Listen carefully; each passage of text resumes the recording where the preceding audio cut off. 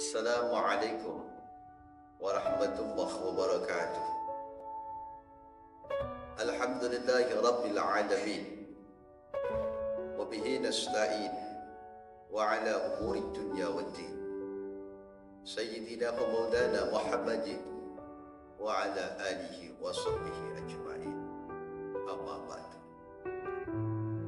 Jamaah yang dimuliakan oleh Allah yang hadir di majlis Misbaratul Huda maupun saudara-saudaraku yang berada di mana saja sebangsa dan setanah air. Jamaah yang dimuliakan oleh Allah,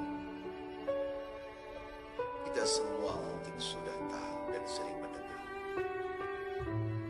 bahwa ada kehidupan setelah kematian. Kita nanti di sana, dari alam kubur kita akan digiring oleh Allah.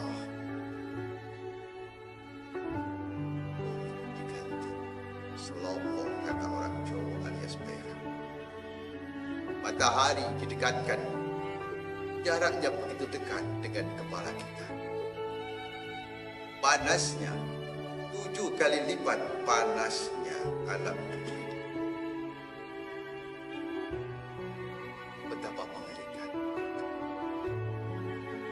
betapa menakutkan, sangat-sangat seperti itu. Di belakang kita semua nanti api yang panasnya 7 kali lipat panasnya api dunia mengiring diri kita. Dan di belakangnya lagi malaikat yang membawa cambuk dari api.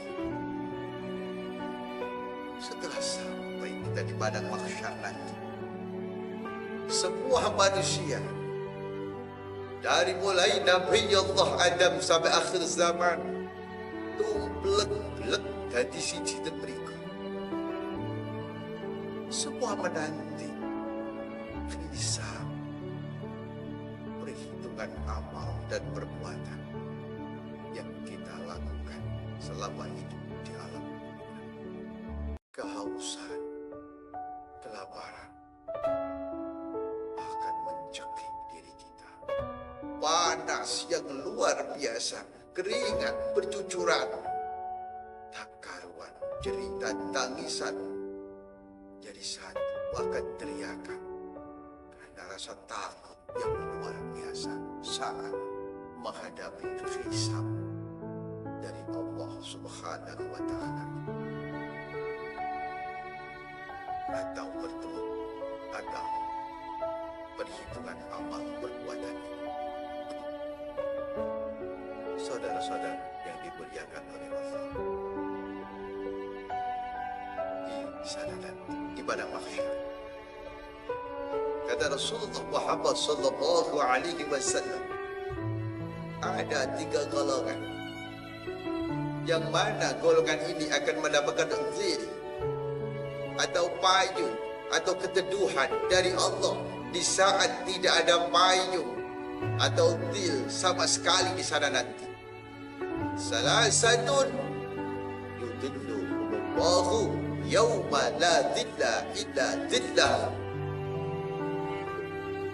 Jamaah yang dimuliakan oleh Allah, sahabat-sahabatku sekalian, golongan pertama adalah imamun nanti, seorang pemimpin yang nanti, pemimpin yang jujur, seorang pemimpin yang mempunyai pandangan yang duruna ilal ummah bi'ainir rahmah, memandang umat dengan pandangan kasih sayang,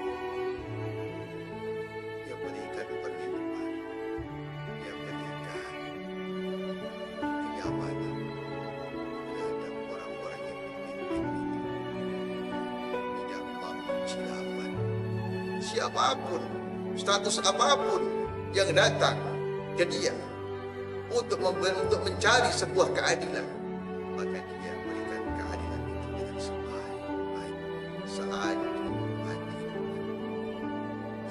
Inilah golongan pertama yang akan dapat keistimewaan dari Allah, mendapatkan payung atau keteduhan dari Allah Subhanahu wa taala di padang mahsyar sana.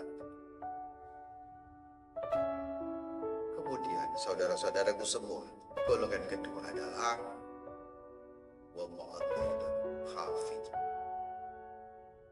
Orang yang ahli Allah, orang yang gemar Allah sebelum sholat 5 waktu. Tapi azannya bukan mencari pujian, azannya bukan karena pamer, azannya bukan karena riya, bukan karena takabur, atau bukan karena memperlihatkan suaranya yang baik. Dan azannya juga bukan mencari bayaran, tapi betul-betul azannya karena Allah, mencari ridhonya Allah, tanpa pamrih dia lakukan semuanya itu. Dan dia juga menjaga dirinya, akhlaknya, ucapannya, bahkan apa yang dia makan dan dia minum serta yang dia pakai betul-betul. Maka orang ini mendapatkan keistimewaan oleh Allah, mendapatkan sebuah payung, sehingga dia tidak merasakan kepanasan, tidak merasakan kehausan maupun kelaparan pada mahsyar sana nanti. Golongan yang ketiga adalah orang-orang yang membaca Al-Quran di setiap malam minimal 100 ayat.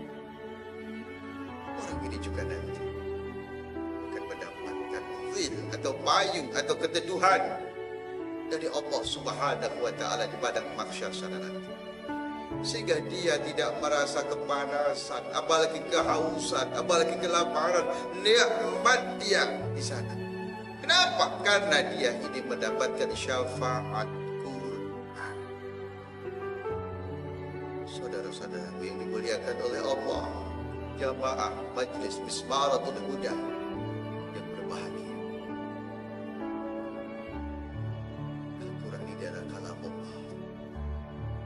Al-Quran ini adalah kitab kita. Karena kita orang Islam. Kalau kita tidak mau membaca, lalu siapa yang akan membaca Al-Quran ini? Maka kalau kita merasa belum bisa baca, belajarlah supaya bisa membaca. Belajar yang benar, cari guru yang benar, agar bacaan-bacaan kita juga benar. Panjang pendeknya dalam membaca Al-Quran, makhrajnya, bacaannya, atau idhar, ikhfa, khudah, iklamnya, semua sesuai dengan ilmu-ilmu Al-Quran ini. Kenapa? Karena Rasulullah juga bersabda, kam min qari wal Quran yal'anuhu. Banyak orang yang membaca Al-Quran, tapi Al-Quran tidak memberikan pertolongan kelak di akhirat sana nanti. Maka di alam kuburnya Al-Quran tidak bisa menjadi teman untuk dia. Bacaannya salah, yang panjang dipendekkan, yang idhar dimudahkan, yang idgham diikhfakan, iklapkan atau diikhfakan.